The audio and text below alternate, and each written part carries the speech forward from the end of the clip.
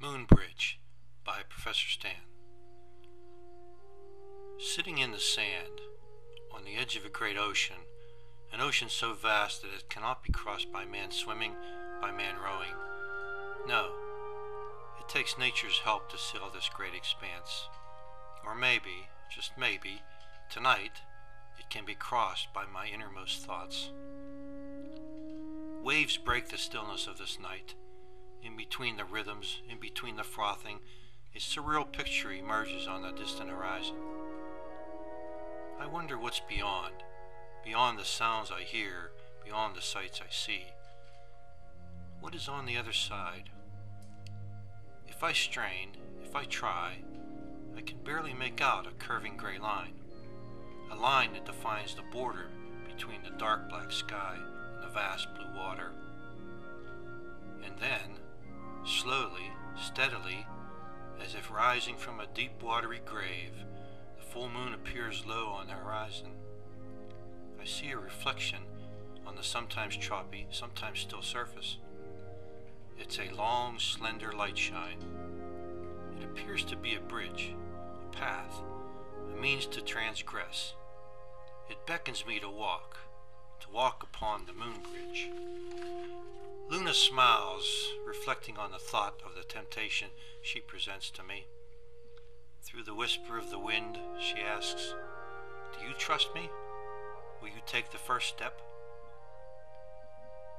Thoughts of magic, thoughts of invincibility race wildly in my head. This moment is fleeting. Already the thread of time is narrowing the road to the unknown. Rational behavior escapes me. Am I not a man? Will I not plunge down into the dark depths of the sea? Or will I be transported on angel's wings into the night sky and closer to her glowing beauty? A compromise is reached between the rational and the irrational. I have a proposition, and I submit it to the night gods. No weight is in my shadow, I say. Promise me no harm to him shall come. So, I convince him to take on the adventure. He volunteers to take the trip for me. Goodbye, friend. Hurry back again.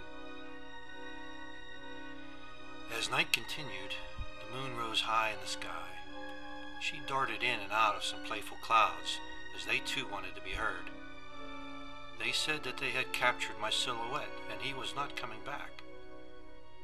Did I sleep? Did I dream?